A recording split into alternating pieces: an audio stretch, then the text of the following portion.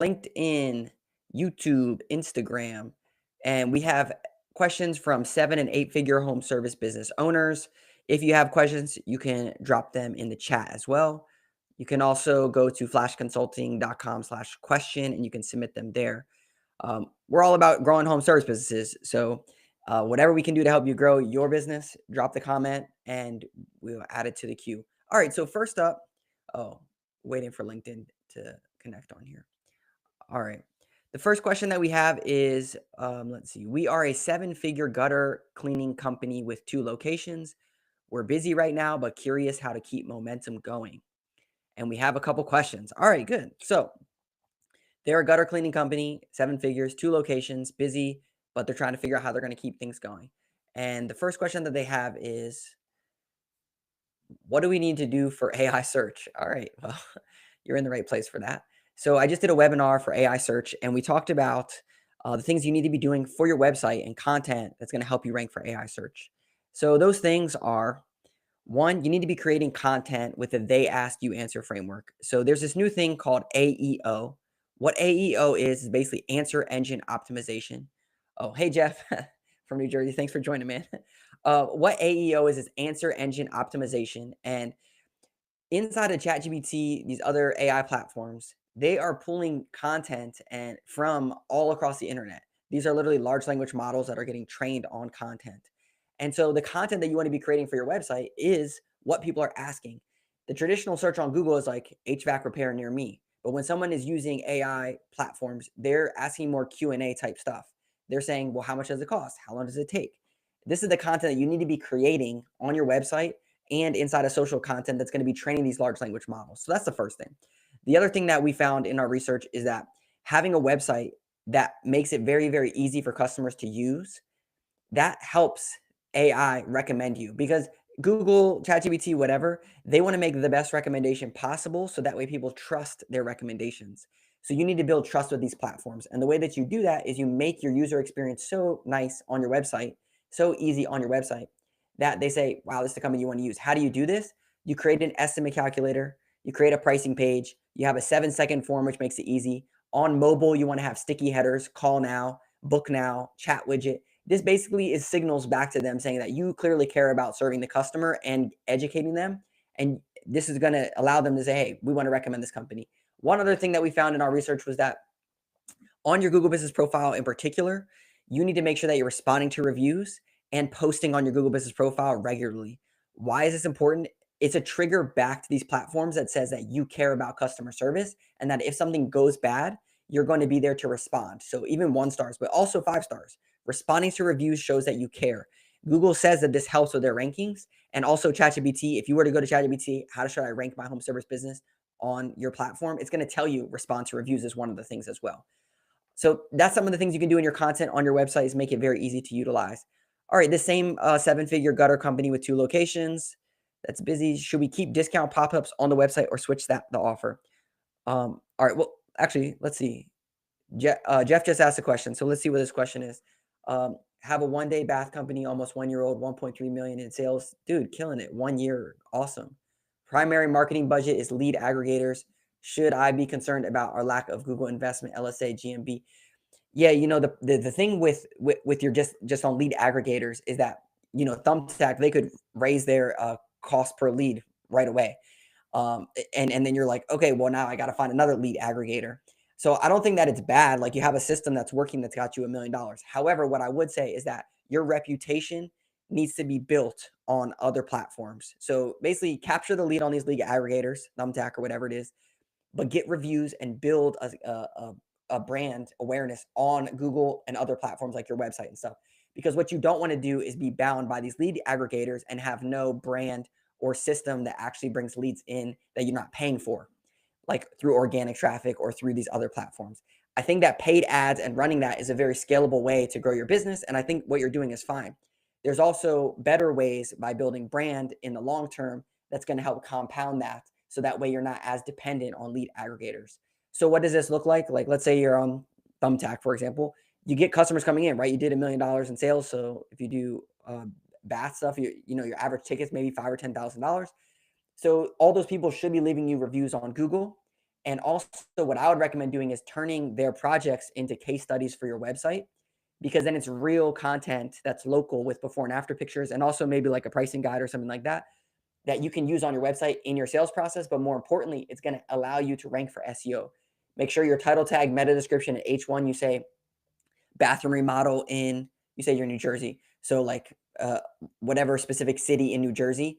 And then say in your title tag, put that in your meta description, in your H1, have that rank, use that in your sales process. And it's going to also be used, for social content and stuff like that. That's the first thing. I have a video coming out actually. Yes, our rep can, yes, our rep, can you help? Um, that's something that we do. Yeah, we could probably help you with that. But we have a webinar that I did 2 days ago about AI search and branding. That's going to come out on our YouTube channel in a couple weeks. That will be very helpful for this. If you were to set up a meeting, we can go through it. I can send you the replay. Also, if you go to Instagram or LinkedIn and shoot me a message, I'll send that over to you. Really great question though. All right, so back to the seven-figure gutter company. If you have any other questions, obviously put them in the chat because I'm here talking. Thanks so much, Jeff, for sending that over. So, should we keep discount pop-ups on the website or switch the offer? All right. So, I was just on a call yesterday, $11 million HVAC contractor, and they were like, "Hey, should we put a pop-up on our website because it slows down our page load speed?" And what I recommend to people is this: if you go to an e-commerce website and you're going to buy a new shirt or something, they're going to give you some type of like 10% off on your website. And what you want to do is you want to make sure that on your website that you're converting leads at the fastest possible. So we see a lot of times people are like, yeah, we have this promo. We give $25 off this. We give a free this when we do this. This is the perfect pop-up on your website that's going to convert leads. You don't want to bury that in your content. You don't want to hide that on your call when someone calls in. You need to put that right front and center on your website. There are ways to do this that's not going to hurt your page load speed and allows you to have a pop-up on your website. So the two different pop-ups like this company's talking about is, do you want a discount pop-up or do you want an offer pop-up? And what my recommendation is to play with both of them. So if you do a discount pop-up, then I would recommend doing one that's a dollar amount, not a percentage, because people don't know about the percentages. But like, hey, get $100 off when you sign up for this, or get $10 off when you do this, $25 off when you do this. Those type of offers correlate very well with people and they'll convert. The other thing I would say is if you do an offer, you need to make it make sense. So if you sign up for this, then you also get this. If you sign up for that, then you also get that. A really, really great way to be able to take your pop up and turn it into some type of like package deal that people would get. So really, really, either way, you should use pop ups, offers, or discounts, and then test them out. Whichever one works best is good. Real quick, we got some other people hopping on. So if you have questions, drop them in the chat. I'm live, so and the chats will pull in directly to my live stream. So drop them in there. We're talking about growing home service businesses. All right, next question that they had is a seven-figure gutter company with 2 locations. How should we structure fall content if we're already busy? Okay, good problem to have. If you're already busy, then the content that you should be creating now is straight educational brand awareness. I wouldn't really worry too much about your offer if you're already busy. Obviously, you can ramp up, but going into your shoulder season, you might say like, "Hey, I'm not, I don't really want to hire people necessarily right now." But what I would recommend doing is making sure that you are creating content that's educating your customer and preparing for your shoulder season. So what does that look like? In your shoulder season, let's say it's January, February, March, what are the services that you're doing and how can you prepare your customers or content for that season?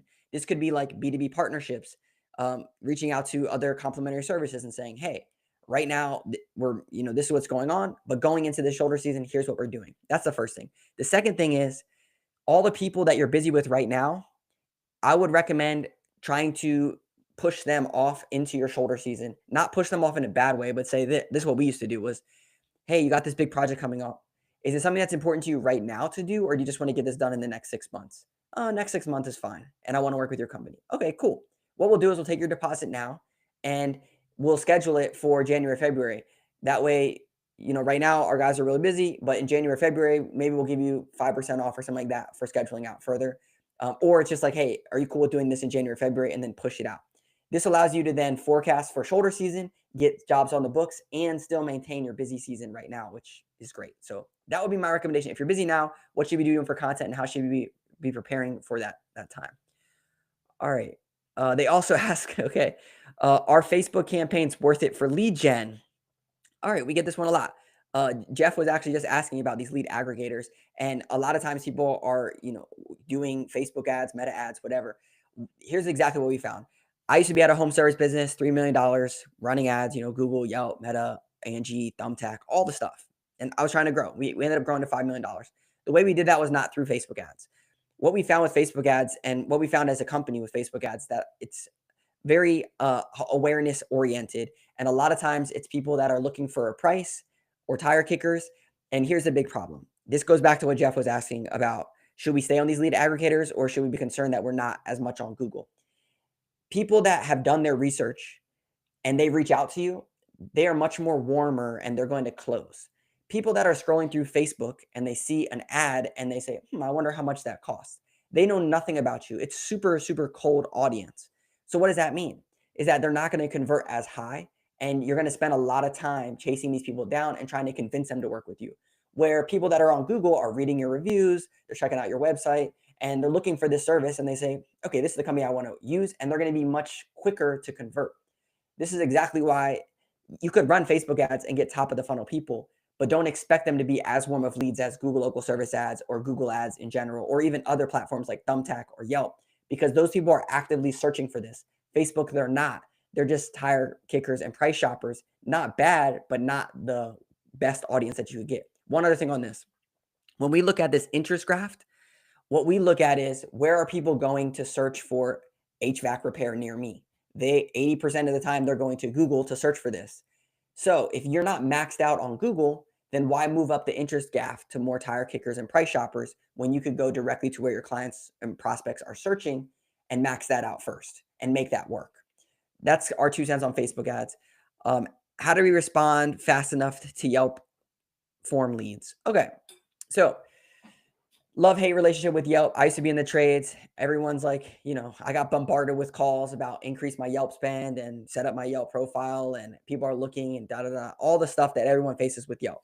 However, a couple months back, we had a client that spent $10,000 a month on Yelp and generated $117,000 on Yelp, 10x return.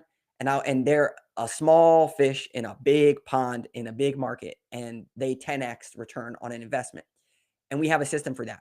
And I'm going to break it down. But basically what I'm saying is, you might be like, I hate Yelp. But at the end of the day, we know that Yelp works if you run a good playbook. And I'll give you the playbook of what we recommend. So first, you want to use a tracking number. The reason the tracking number is important is because you're able to track your performance based off of the calls that you get. So if you get calls from a tracking number, you can go into your CRM and say, all these phone numbers, what turned into them? Perfect.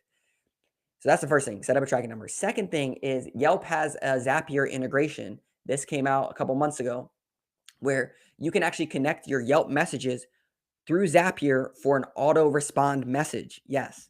Before you could not do auto response. Now you can do an auto response message. So all the messages that come through, you can set up an autoresponder via Zapier with Yelp to send a message back to someone. This will instantly help you convert more leads on Messenger, because the Yelp message platform is messages coming in all the time, and it's hard to keep track of it because it's a separate platform and it doesn't integrate with anything. This is why they set up the Zapier integration for the Yelp auto message back and forth. I was on a call with literally the VP of growth at Yelp 2 weeks ago, because they know this is an issue and they're trying to build things out. And we're actually working with them to come up with a solution on this as well. But right now, the fastest way is Yelp auto respond message via Zapier to get to the Yelp messages fast. And there's no way that you're not going to close deals if you have an auto messenger set up and then you capture their phone number and you give them some information right away. All right. We're still live. We got people hopping on. If you have a question for your home service business, you can drop it in the chat. I appreciate everyone that's already messaged as well and commented. All right, next questions we got. I own a 7-figure remodeling company struggling to generate consistent leads. We're not sure about our ads and want to figure out other channels to get leads. Here are my questions. All right. Well, here we got some good ones. We doubled our budget, but clicks fell and cost per click rose. What's happening? Okay. So this is a 7-figure remodeling company struggling to generate consistent leads. They doubled their budget, but clicks fell and cost per click rose. What's happening? All right. It's kind of hard to say, but what my recommendation here would be, you were running ads. Let's say you spend $2,000. and you got your data back and you said, okay, my cost per click's this, my return on ad spend's this. So we want to do more of this. Then you increase your budget, and now it doesn't stay linear. It actually increases your cost per click, and you don't get the results that you thought that you were going to get based off of what you received in your return on ad spend reporting, which is first off good. You're tracking your return on ad spend, so you'll know I just increased my budget over here, decrease it over here, which is why you should do that. However, sometimes as you probably experience as well, that your business is going to be seasonal. So what worked last month might not work this month based off of the seasonality of your business and the general searches that are going on. The other thing I would recommend looking at as well is inside of your sales process. So, okay, your cost per click went up based off of increasing your budget, which that might not be, the end of the world. It could be based off of the total number of searches that are happening and competition. It's going to increase your cost per click. But what I would look at is inside of your sales process from a return on ad spend perspective, are there leak points in here?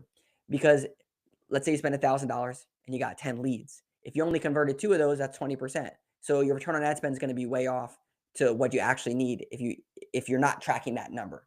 So I wouldn't just focus on cost per click going up and budgets doubling and cost per click rising, that kind of stuff. I would look at more return on ad spend heavy sales process of what this actually means for your business, opposed to just focusing on cost per click, because cost per click doesn't really matter if the return on ad spend's there. If you spend $1,000 and you made 10,000, if your cost per click is $1,000, I'll take that all day long. All right. A couple more questions here on ads from them. Should we run ads late nights and weekends?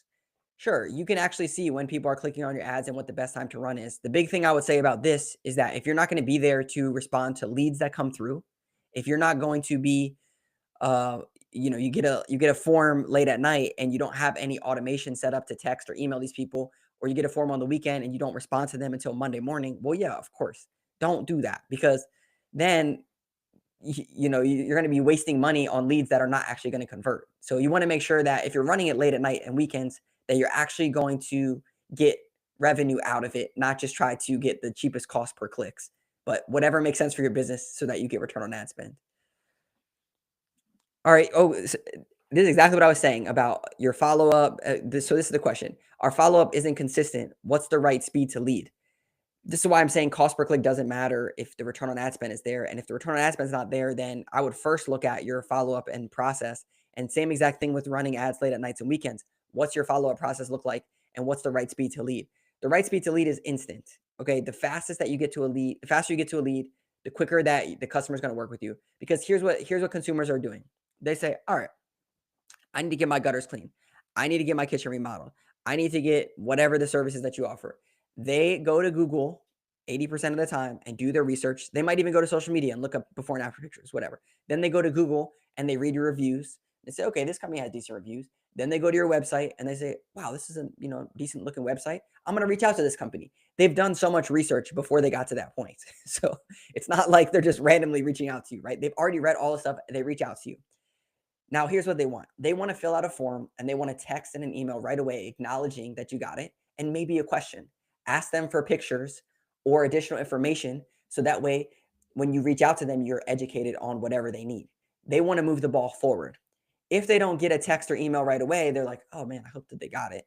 Let me just send out another 2 or 3 just to other companies to see who gets back to me first and what the process is, right?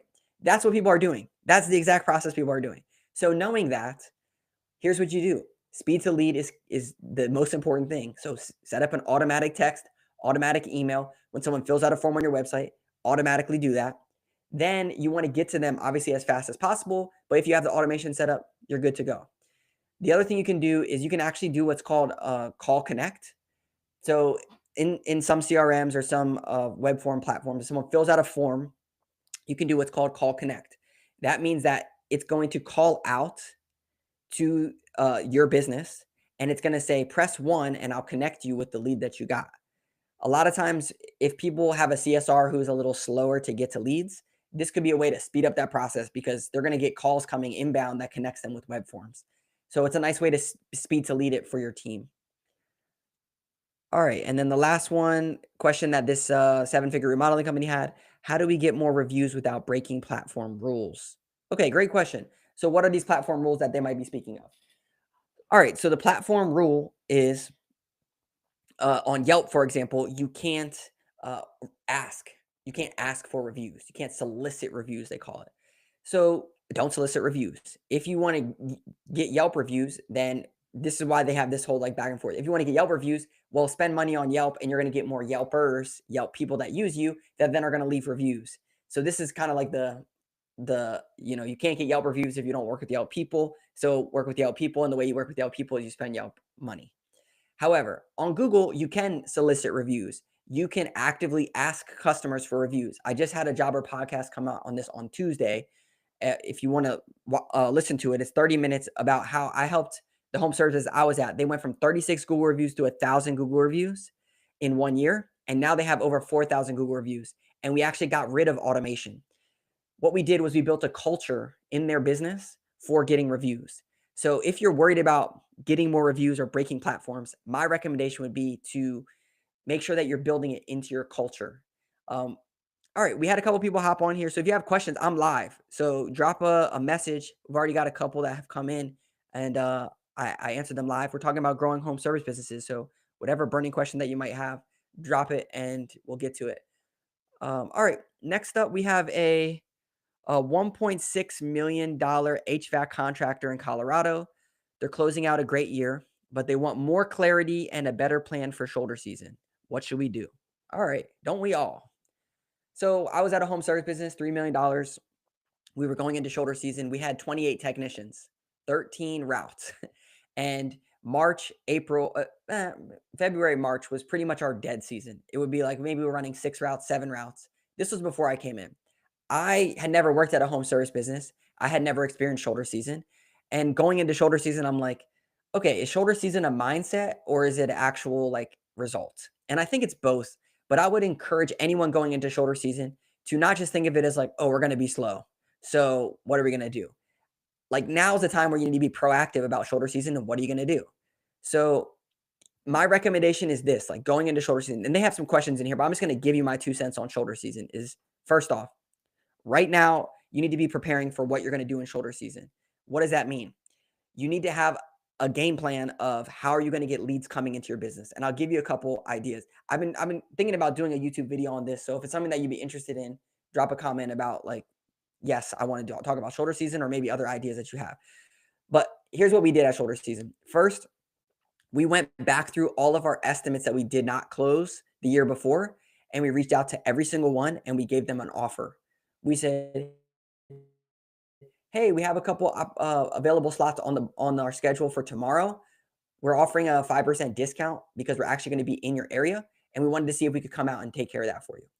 Here's the beauty of it. You already have all these people that already raised their hand and they might not have gotten the work done. And now you just go back through and offer them something and see if they come back onto the books. That's the first thing. Second is look at everyone that you did work for a year ago that hasn't done work with you in over a year. So basically, if it's February, I would go back and look at last February and I'd say, who did all this work, right? Who did dryer vent cleaning? Who installed their hot water heater? Who did this? Who did their gutter cleaning that didn't work with us yet for a whole year? And I would reach out to them and say, hey, it's been a year since we worked with you. It's time to schedule your next whatever service it is. We're going to be in your area in the next couple of days and wanted to see if we can schedule that for you. Basically, you're taking people that you know that you should be servicing because you did it last year or the year before, and you're telling them it's time to get your service done again. So you're basically going in and creating this opportunity. The other thing you can do, we did this as well, was people that haven't worked with you for a year before or past. So go back 5 years in your database and say, if you haven't worked with us in a year, I'm sure there's something that you need at your home. I'm sure you need a gutter cleaning. I'm sure you need a dryer vent cleaning. I'm sure you need a hot water heater flush. I'm sure you need an HVAC. I'm sure you need some type of electrical inspection, a plumbing inspection, whatever it is. Go back in your database, and during your shoulder season, this is where you hit these people. Don't waste it. Use your shoulder season. All these people that you built this trust with, now you go in and you bring them forward. So that's how you can use your past customer database to get this. Now, how do you generate new leads coming into your business from not these past customers in shoulder season? First, you want to make sure that you have B2B partnerships, business to business partnerships with complementary services. What this looks like is you need to have, if you're a roofing contractor, a gutter cleaning company that's going to refer you. Gutter cleaning company, have a landscaping company that's going to refer you. A bunch of them.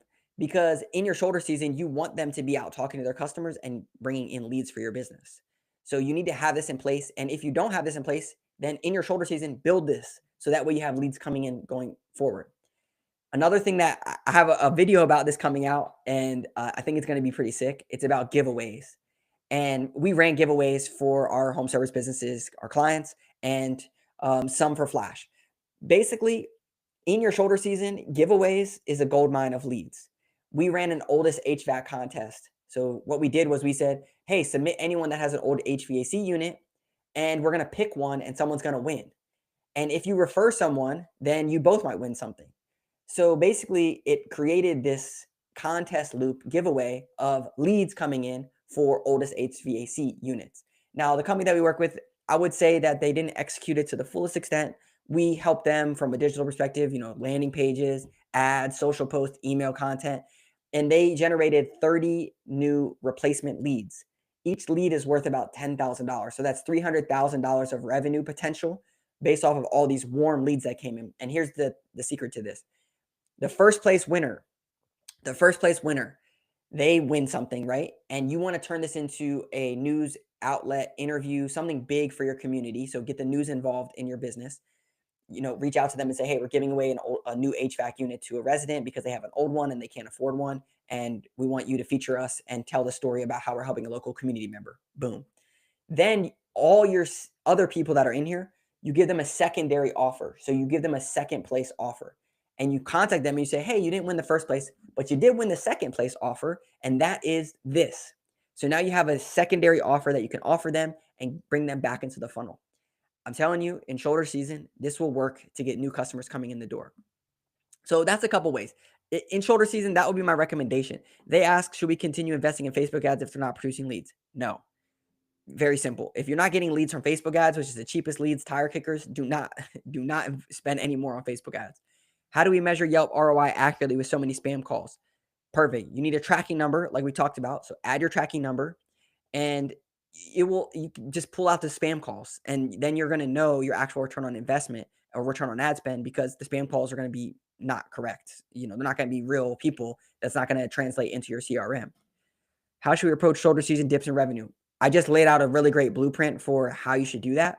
Build B2B partnerships, do giveaways, contact your past customers, have a game plan going into this. And how do we get the most out of school PTA partnerships for marketing? All right, this is another great one. So these B2B partnerships, I mentioned about having a complimentary service. However, you could also partner with PTAs, parent teacher associations, or local charities. And you could say this in your shoulder season. Hey, we're doing a winter promo.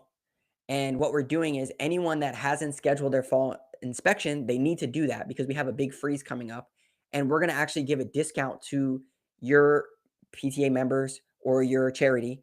And anyone that signs up, we're going to match their inspection. So, or tune up. We usually charge $79 for a tune up and we're going to give them a discount of $50 or $49.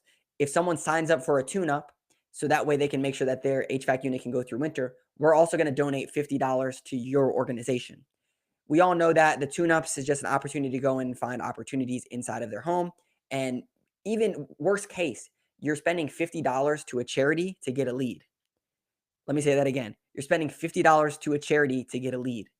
If you were to go on Google and try to get a lead in your shoulder season, you're going to be spending $150 or $200 probably for a lead because no one is actively searching in shoulder season, which is why it's shoulder season. That's why I'm not saying spend more on ads, which most marketing companies would tell you to do. You need to leverage B2B partnerships, PTAs, charities, all the things that I just said. Do that in your shoulder season. That's the perfect time to drum up business when the demand's not there and people are not going to be searching for your service. All right. So that's our live. We went through, like 20 questions probably. I'm going to hang out here for another minute or two. If you have a question, you can drop it in the chat. And I really appreciate everyone hopping on and asking their questions.